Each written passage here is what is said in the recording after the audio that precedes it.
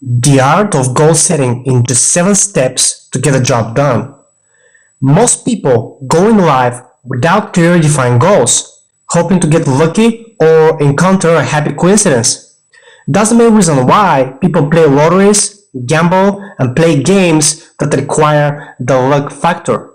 There's an old saying, taking risks is not like a gamble. Gambling is random. A risk is calculated. It is okay to take risks as long as you learn from your mistakes, because you set a stage, you set a target to try things out by getting out of your comfort zone. Some people don't believe in goal setting. They think it doesn't work because what they usually plan fails and ultimately the goal is not achieved. So why should you set goals if they're never going to happen, right? Well, if you have doubts about anything, it's very likely to miss the boat. Most of the time, people are not consistent and persistent enough to keep doing what they have to do in order to get the results they want. In reality, it is easy to quit. It is harder to endure the pain and the failures along the way to reach a particular goal.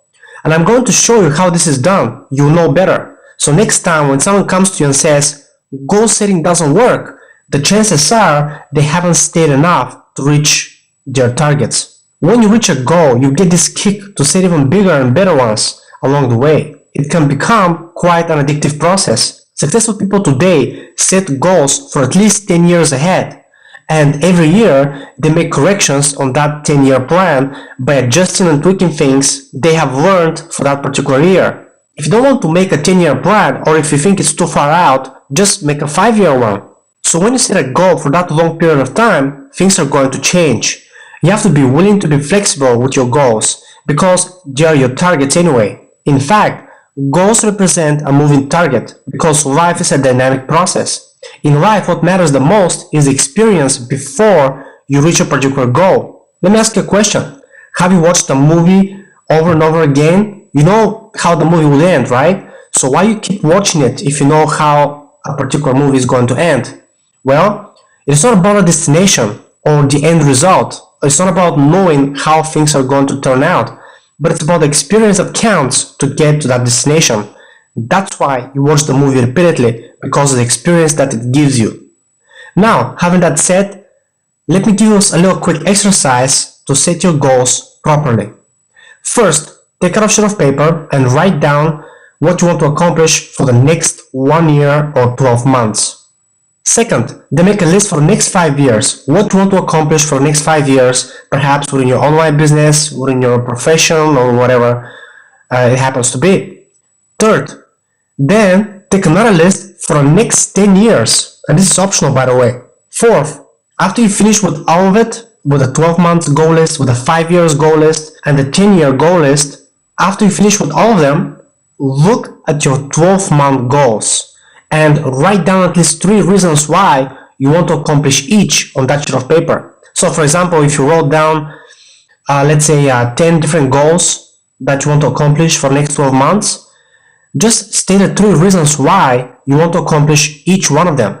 By the way, if the goal is big, you want to narrow your focus, because you cannot really have 10 or 15 big goals within the next 12 months.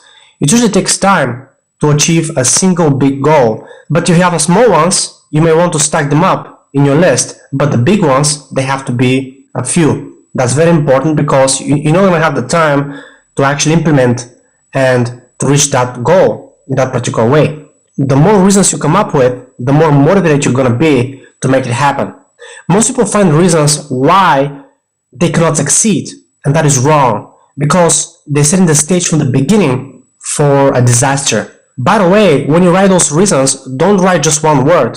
Create a picture in your head and try to describe it with words. Ideally, you want to write 1 sentence for each reason, and that is very important.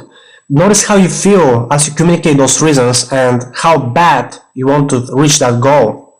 And the 5th is to follow step 4, to do the same with your 5-year goal list and with the 10-year goal list.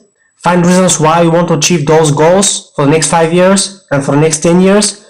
And then, as you finish with all the reasons, take the 1-year goal list and go backwards.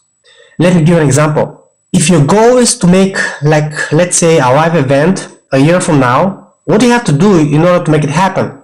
how much it will cost, what actions you need to take in order to make it happen. Then 10 months from now, what do you have to get done to prepare yourself for that particular life event? Then 6 months from now, what you're going to do in order to be prepared for that life event in 6 months. Creating anticipation, perhaps renting a lobby on the hotel where the event is going to take place, or simply preparing an invitation letter, etc. In order to do this, you have to know the process. You have to know everything from A to Z of how to prepare a live event in order to make it happen. So that's why you need education to know what exactly should be the next step. Do the same for each of those goals you have listed in that 1-year list. Take only the top ones on your list and that are going to make the biggest impact of whatever you're trying to accomplish. And last but not least, number 7, take about 2 weeks to tweak your 5-year goals each year. Eventually things will change for that 1 year. You're going to gain new insights, you're going to have different light on things, and that is very important so you can adjust to those changes along the way. Schedule time aside and do this in your spare time. It is very important. Okay, that was the exercise. If you do this simple technique, you're going to be on your way up to become on the top 3% of high achievers in the world. Thanks for stopping by and being part of this presentation. If you want to learn more about time management, personal productivity, in order to get your business off the ground, visit my blog doubletimetoday.com. That is doubletimetoday.com. Or you can check out my video blog at doubletimetoday.com/blog for more information on the topic. I'm Chris Diamond, and I'll see you soon.